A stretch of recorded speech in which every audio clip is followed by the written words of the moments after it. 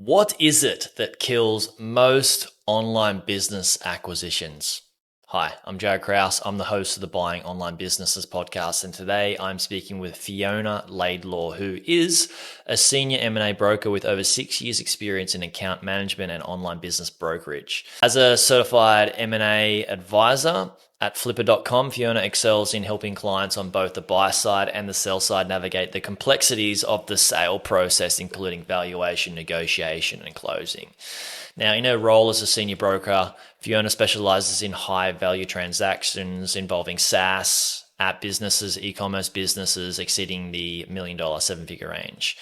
Now, with over 100 deals successfully closed, she leverages her deep understandings of technology and entrepreneurship in working with clients across the APAC region for Flippa. Now, in this pod, Fiona and I specifically talk about what people get wrong through transactions, what kills most deals, which you may not actually guess. We also talk about where do sellers go wrong when they're trying to sell a deal. We talk about where do buyers go wrong when they're trying to buy a deal, how to become an attractive buyer, how to be an attractive seller, how to be open to possibilities and different deal structures and price ranges as a seller. We also talk about relationship building and how critical it is to have a great relationship or to build a relationship with the buyer and the seller when you're going through a deal.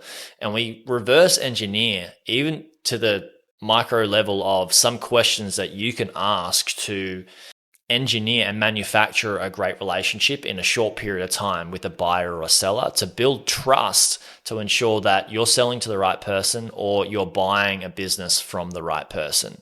Now, there's so much value in this podcast episode. Fiona's done over 100 deals.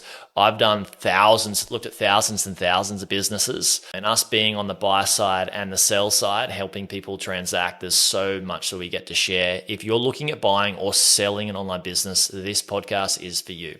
Also, if you're looking at buying and you want to take the guesswork out of buying, make sure you get my due diligence framework. It takes the guesswork out of the acquisition. It's free, buyingonlinebusiness.com/free resources. See you on the inside.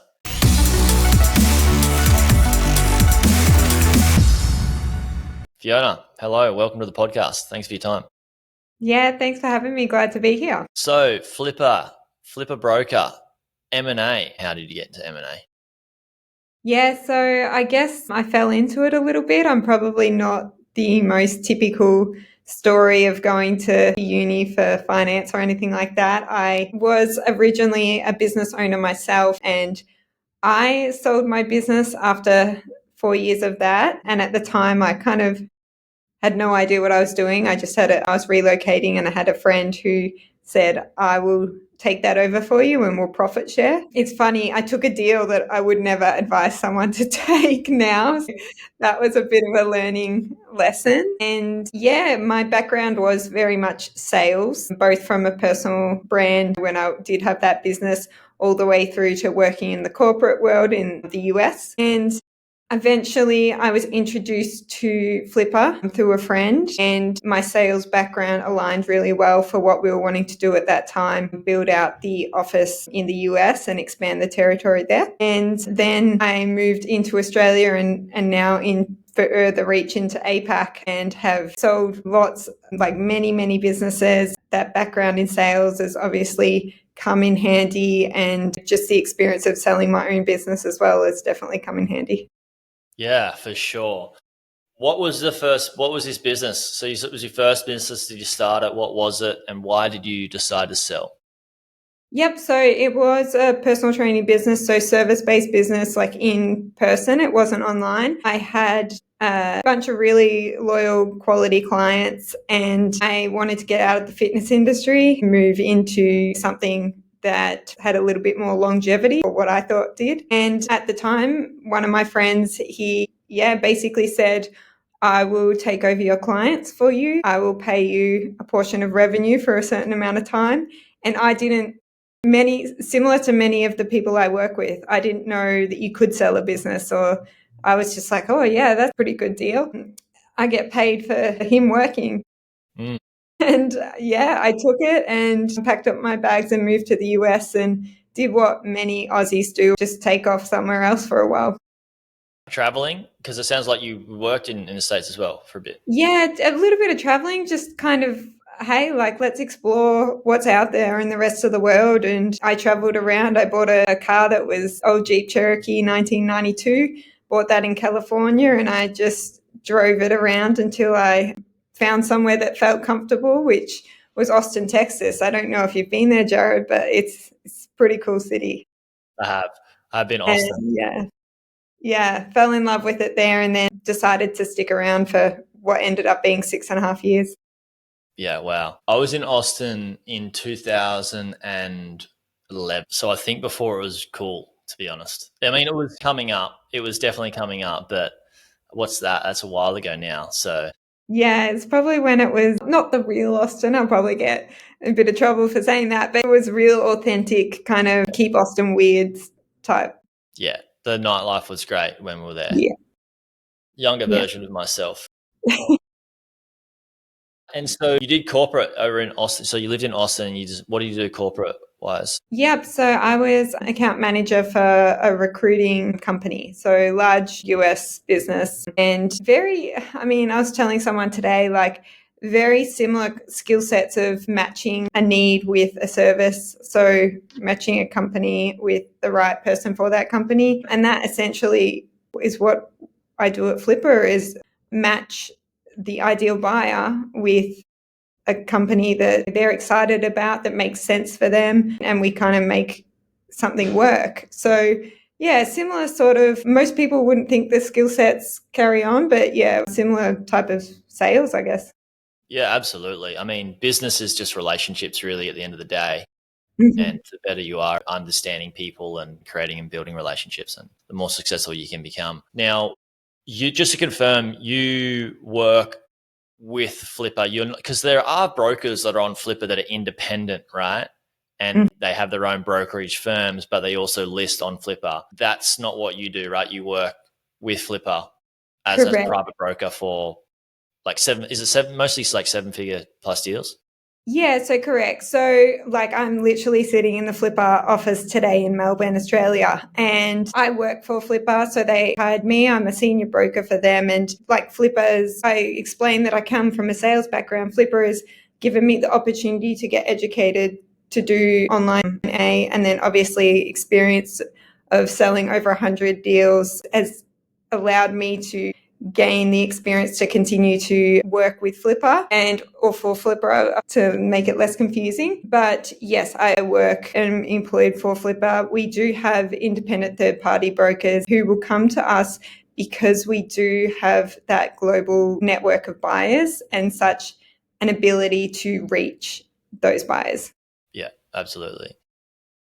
What are the over 100 transactions? What are the two best transactions you've been a part of and why? I think two of the best, I would say. So one of them was a business. It was based in the US, a service-based business. He was educating people on how to how to buy day trades.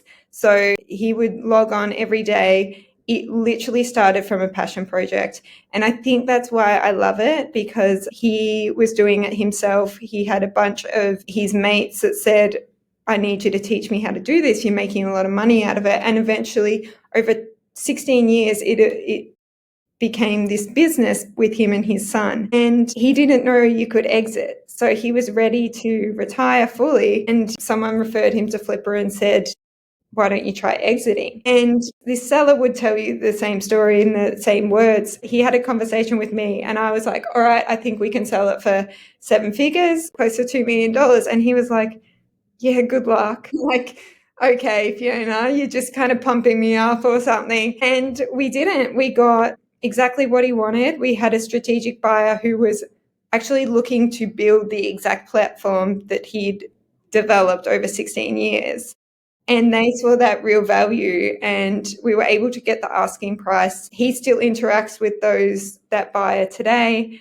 And I think it's given him a 7-figure exit, and his son, 7-figure exit, and the ability to retire and do what you should when you retire, Yeah, travel and just do yeah, whatever you want. So I think that was pretty impactful, that one. And then I think a smaller one is again, just a family that wanted to offload some responsibility after a pretty hard time, illness, things like that, and able to get them a deal that moved nice and quickly. A buyer, it was cross-border Australian business, sold to a US-based buyer. The buyer was experienced. We had worked with them multiple times, so it was kind of, we could sit down and tell them, this is exactly what the process is going to look like because we've worked with these guys before, and take that heavy load off that family so that they could just go, okay, we can concentrate on my family. So I think it hasn't necessarily, and that one, sorry, was a six-figure exit. So it hasn't always been the biggest, but it has been probably the most impactful for someone's life. Yeah. And that is more valuable than any figure, really. This is my philosophy anyway. What I've noticed in those two transactions is that the buyers seem sophisticated in both those examples. Would you say most of the easier deals are when you have somebody that is a more sophisticated buyer? I would say the short answer to that is yes. The most sophisticated buyer doesn't necessarily mean the one that's done the most transactions or has the most money or anything like that. I really think when a deal goes well, it's because the buyer has learnt that they need to understand what the seller's selling for, what's going on in the business, what's their motivation behind building the business, what do they want out of this acquisition. Not everyone wants cash hard and fast up front. I mean, most people do, right? But I've got one at the moment and they're just at a point where they want to hand the business off to someone to see it grow. Like they've built this beautiful brand, Australian SaaS business. They have kind of hit the threshold of where their skill sets go. They're willing to stay in. They're willing to kind of continue working with that new owner, but they need someone that's got the experience and ability to scale it to New Zealand and the US and other regions. Yeah. So I think it doesn't always necessarily mean the person that's got the fastest, the most cash or anything like that. It's about someone that's willing to kind of sit down and say, okay, does your motivation align with what we're looking for? And we can work to get a deal done. In saying that, someone that is fairly new to buying a business, they're going to have challenges that someone that's been through it before, just like anything, of course. And a lot of buyers have actually sold businesses themselves. So they have a really unique perspective as well. And that's one that I love to see because they can put themselves in the shoes of the seller, understand the emotional roller coaster, understand they're letting go of their legacy, their baby as such. And yeah, just respect the seller, respect the business, and respect the process. Yeah, absolutely. Yeah, it's a tricky one to navigate when you at any level, like say somebody saves $50,000 and it's taken them 5 years or however long, maybe longer, maybe less, to save $50,000 to go away and put that money into acquiring something. It's scary when the time and the work that they dedicated to get to that point has been blood, sweat, and tears, and then they want to make a transaction. Of course, they're going to be emotional about it. My job is to actually help them become less emotional about it by looking at the data. Now, what would you say kills deals most, more than anything? Time. It's that old saying. Yeah, time kills all deals. Unfortunately, that is the case. I think when you start to see people not communicating and not responding within a reasonable time, that really does it just pushes out the interest and people lose interest. So from a seller's perspective, it's always important to get the data requested, answers to the questions in a timely manner. From a buyer's perspective, I think it's really important for them to provide feedback, not leave sellers hanging. I think that it unfortunately does happen quite a bit, but to be able to say to the seller, all right, we're not interested because of this reason, is again respecting that process and respecting the business and the owner.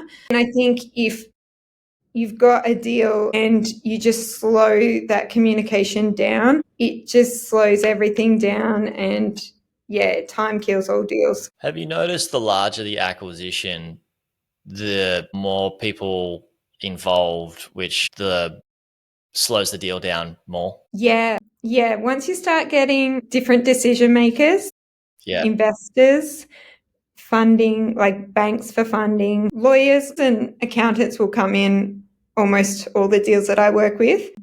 But yes, once you start getting those third parties or even partners involved and investors, that's going to slow the deal down. One of the things as a buyer, if you want to buy a business, it's always really good to get yourself pre-qualified. If you come up and meet a broker like myself on a listing, I'm going to ask you, where are you getting your funds from? And it's not a broker being rude. It's not them saying, do you have the money or show me the money or anything like that. It's just like, we It's need just to know, transactional. because at the end of the day, the expectation is that you have the money or some way to get that money. And we just need to know the timeline and what that looks like.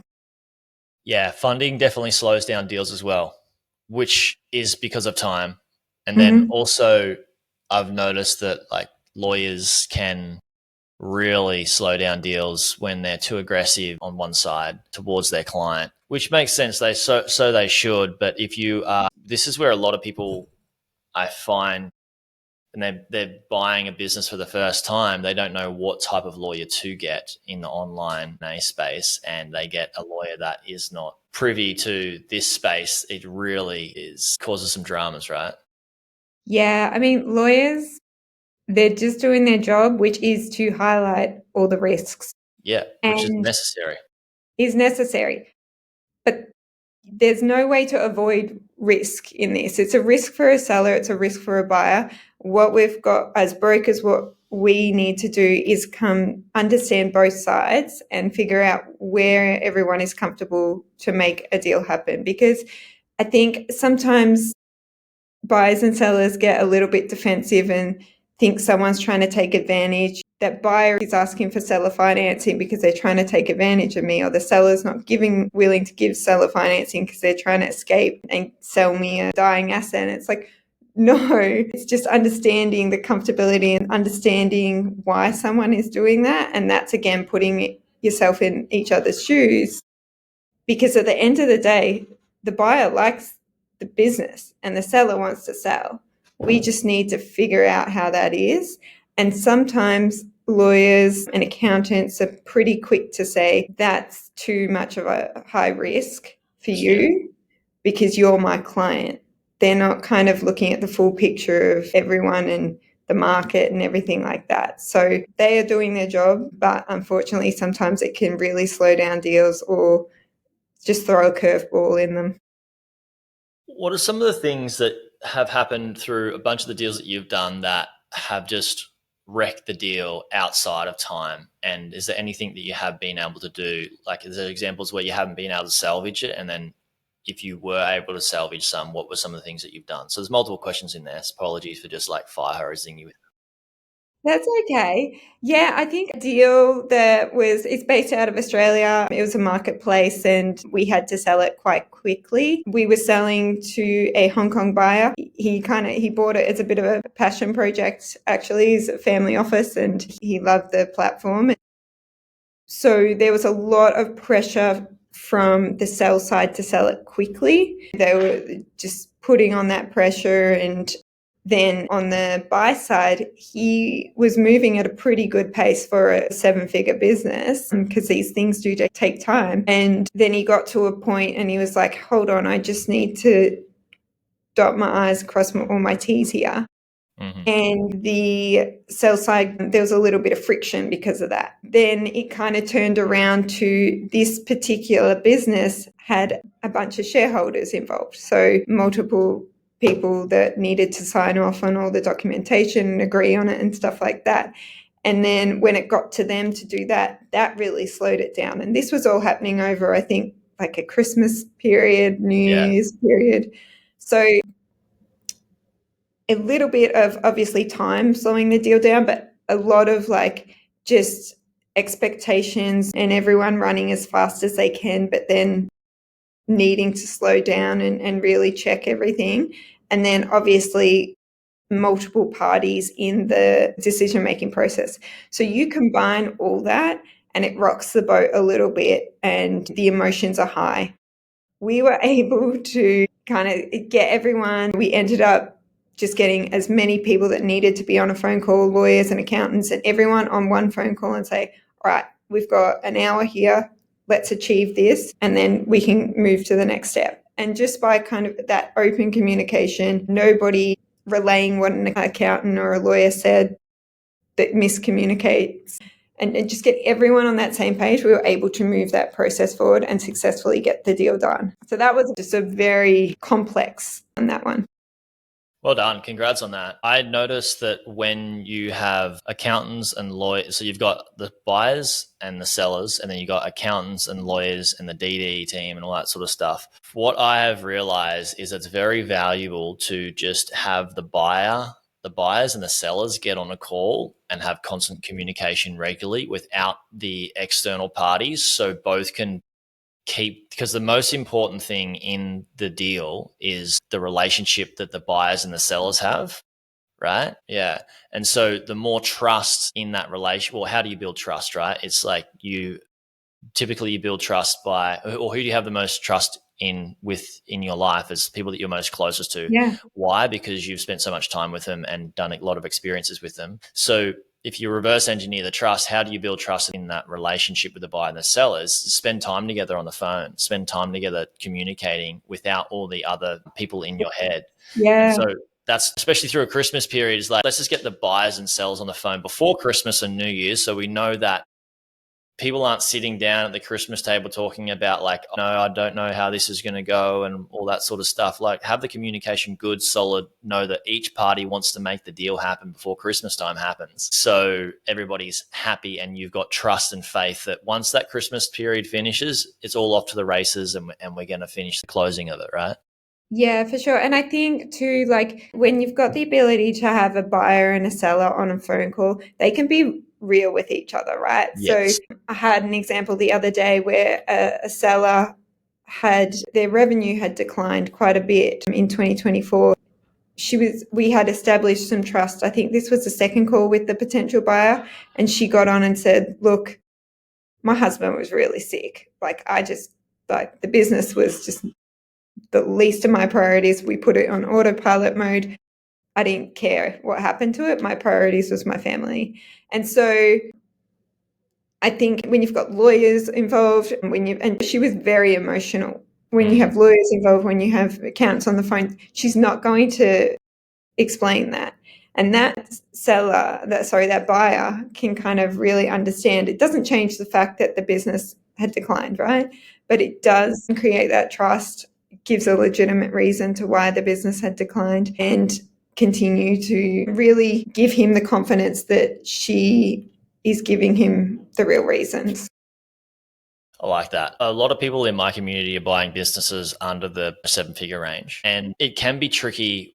Like even under the mid 6-figure range, it can be tricky where sellers don't want to have too many calls with too many buyers. People do ask me, is like, well, can you just do due diligence and really not like contact the seller for much? And I'm like, look, like at the end of the day, it's the number one thing in the deal is that's going to make it happen is the relationship you have with the person you're purchasing from. Even if you're buying a $50,000 business, like you need to get on the phone with them and sort of reestablish, like, and maybe you're just looking at data, right? Like say on Flippa the marketplace, you've got like the analytics and you've got, figures, and then you can get a P&L and you can do a bunch of DD with just data. But without getting on the phone and knowing what the dynamic and the chemistry is like between you and the possible seller, is like, that's going to help you sort of iron out kinks and make sense of what the data is telling you, right? Like what sort of advice would you give to somebody that's thinking, oh, maybe I can just buy a business without speaking to the seller as much or building a relationship? Yeah, so first off, I want to preface something. I often talk about 7-figure deals or 6-figure deals, even 5-figure deals. It's a large amount of money, right? Like if you're putting up $50,000 worth to buy a business, that's a lot of money. So data can tell you a bunch of stuff, and data is amazing because it's proof, right? But it doesn't tell you the motivations behind why a seller is selling, the challenges they've had. Even if they type their answers in an email, you don't get to see that raw, I guess, emotion or that real person behind it. So if you were buying a business off me, you can kind of see me when I say, these were the challenges and this is how I overcame them, or maybe I haven't overcome them. And the conversation flows and you just get so many layers deeper when you have a conversation than if you just type an email back and forth, because you can bounce off each other. So yes, I think you will get DD done without meeting a seller. But do you really want to put a large amount of money on the fact that you're getting to layer 5 when you need to get to layer 10 to really take over that business? Because when someone says, I work 10 hours a day, 10 hours a week in a business, you're not going to be working 10 hours in that business. You're going to need to work 20 hours in that At the business. And start, you're at going least. to really need to understand what they're doing, what challenges they face. Just by asking on an email, how many hours a week do you work, doesn't provide all that information. Exactly. And also, even if you do try and go deeper on an email, it's like, can you also split up the time between those tasks that you do? But like, what's the system that they're following for each of those 100%. tasks and all that? It gets very, very granular. Do you have, Sorry, go on. just to jump in there, it takes so much more time. Like an hour call, you can get through so much information, then back and forth, you'd take you days to do on an email. And as we keep saying, time kills all deals. Yeah. A conversation is the most superior form of communication. And then you've got audio, and then you've got email, and then you've got text, and then you got like maybe Morse code or something ridiculous. Like it's communication, the most superior form of communication is definitely verbal, like in person as well. Yeah. It's obviously better than over the phone, but we're dealing with online transactions here. Yeah. I have some things that I can add in here, but I want to ask you first. Is there certain questions that you have buyers ask sellers or vice versa to establish more trust in the relationship, whether it's within the transaction or whatnot? Or have you noticed anything? Because I definitely have certain things that I like to do and help people with. Yeah, so I think spending a bit of time understanding someone's expertise and experience. So I often, like when I'm doing a discovery call, so that's the initial call with a buyer and seller to meet each other. So I've obviously gone in and I've met the buyer, I've qualified them. I'm the one asking, hey, where are your funds coming from? What's your background? Things like that. Have you acquired before and whatnot? And then I pass that on to kind of establish a lower level of trust with the seller. I always have the buyer introduce themselves and share their background and things like that, because they often share, I've come from marketing background, or I started in tech and then I moved to marketing, and now I'm here and I'm really good at marketing and I'm looking for a business that maybe hasn't optimized their marketing, and I can jump in and bring my expertise for that. And that excites sellers usually. It gives credibility, which creates trust.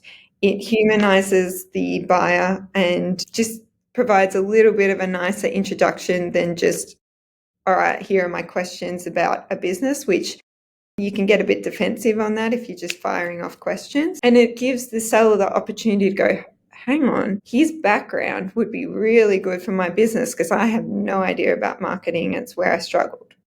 So by sharing experiences and your expertise, it just helps kind of set the scene a little bit. And then straight after that, before we jump into questions about the businesses, we'll have the seller do the same. And it just provides a little bit of a softer introduction. It allows people to connect because people connect over experiences. And then we kind of fire off all right, what is going on in the P&L here? Yeah. Give me like, I don't understand. What does this even mean? So it just, rather than firing something like that off straight away and the seller going, hang on, you don't know my business is perfect, or my business is great. It just, brings everyone down on the same level, humanizes them, connects them, and we all move forward. I love that. Thank you so much for sharing. Humanizing somebody is so valuable to actually be able to have something to like latch onto. Somebody sharing like vulnerabilities and stuff like that. That's how we like connection is formed through some level of vulnerability, and Mm-hmm. that creates trust. And so when you talk about experiences and showcasing credibility, I think they're two amazing ways to go about it. I typically tell people or like to ask about the tough times Mm. in people's lives or in business, and sort of say like, not the goal is for me to look for and see how they answer the question and what type of character that person has, because when I'm investing in a business, I'm not just investing in the business, I'm investing in who that person was that created that business on that canvas at that certain time. So I want to Mm-hmm. understand their psyche a little bit. And Mm-hmm. so I like to ask, what was the toughest thing that has ever happened to you in this business or in your career? And without asking for the answer of how they handled it, they're probably going to, because people want to be positive on these calls, they're probably going to share that anyway. But that's a great question, because that gives you so much insight, not only to them, but to the business, to the way they handled it. Like, it's a multifaceted question, just that one question. Yeah. Yeah. Thank you. And this, I mean, we could go so much further into the relationship building, but at the end of the day, the deal happens because of the relationship. Outside of the relationship, what do sellers get wrong or buyers get wrong? I would say on the buy side is not doing your due diligence, Correct. right? Like even kind of going back to like, hey, do I need to jump on a call with this person? You absolutely do. You need to really understand the business in and out. Like I often use the analogy of the initial due diligence is when you're looked at the car and maybe you've had a test drive and you're like, yeah, this is nice. I like it. It feels good. And then the post LOI due diligence, when you're like really diving in deep, maybe you're investing a bit of money to get lawyers or to get accountants or due diligence experts. That is where you're lifting the hood and you're looking at every single nut and bolt that makes that engine go to see if it's purring along nicely, to see if it's going to clunk out in a few kilometers. Like, you're really trying to like reverse engineer what's going on. And I think it's super important to do everything that makes so that you can stand there at the end of that due diligence period and go, yes, I do want to go forward this business. I'm excited about this business. If you are not excited about the business, if it doesn't ignite a passion in you or align with what you're already doing and get you very excited in some aspect, it's going to be hard to answer calls on a Sunday afternoon or to wake up at 3 a.m. to have a call with the US and things like that. Like, having a business is hard. So I think you have to be excited by a business. So just going into it when you buy something, just making sure that you know the business in and out and that you're excited by it and you can see a future with it. I think for the buy side is important. On the sell side, some mistakes. Yeah, there's lots of things here. Misreporting.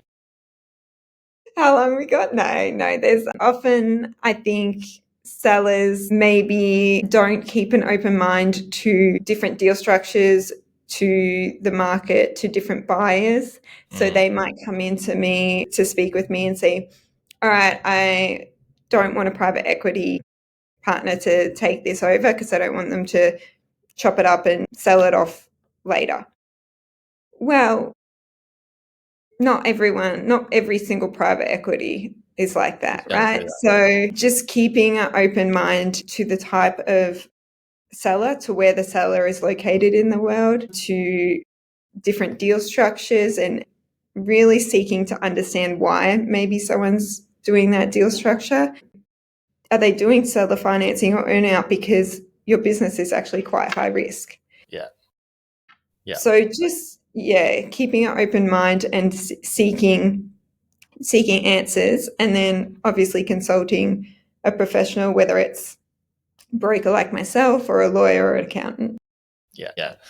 And what you mentioned around the market, knowing the market, having a price point higher than where the market's at, really, like, it's so bad for the seller, because to come down, say for example, they want 1.5 mil for their business, but the market's like, this is worth $1 million. For them to come down psychologically to sell for $1 million, they feel like they're losing 500K versus if they'd be like, okay, maybe I could get 900 for it, but they end up getting 1.1. It's a very different ball game. Yeah, that's right. I think a lot of sellers come in with a number in mind. And look, there's nothing wrong with that, but you do need to be realistic, or maybe you need to be open to different deal structures, or you need to respect that the process is going to take a lot longer. And I'm a true believer that everything is negotiable, right? So maybe you are open to a deal structure with a lot on the back end for a higher multiple, or if you do need the money. I have had a call on the weekend with a client who said, Fiona, we want to exit. We're ready to move on to our next thing. We are willing to be negotiable, like quite significantly comfortable to reduce their asking price. And we're waiting on an LOI. So it's just, I think being realistic on your expectations and flexible and keeping an open mind. Yeah. Love that. Love that. Fiona, thank you so much for your time. Really appreciate you coming on. Yeah, no worries. I appreciate it. And I'm excited to connect with your community and happy to answer any questions. Yeah, absolutely. So how can people contact you if they do have questions? Yep. So I am very active on LinkedIn. That's where I post a lot of my content, and always available for someone to shoot me across a message, jump on a call and just answer their questions. I love talking about what we do at Flippa. I love talking about the market and selling online businesses. So happy to chat with people. Love it. Thank you again, Fiona. Really appreciate you. Thanks, Jaryd. Everybody who's listening, thank you for listening. I appreciate you too, and I'll see you in the next one.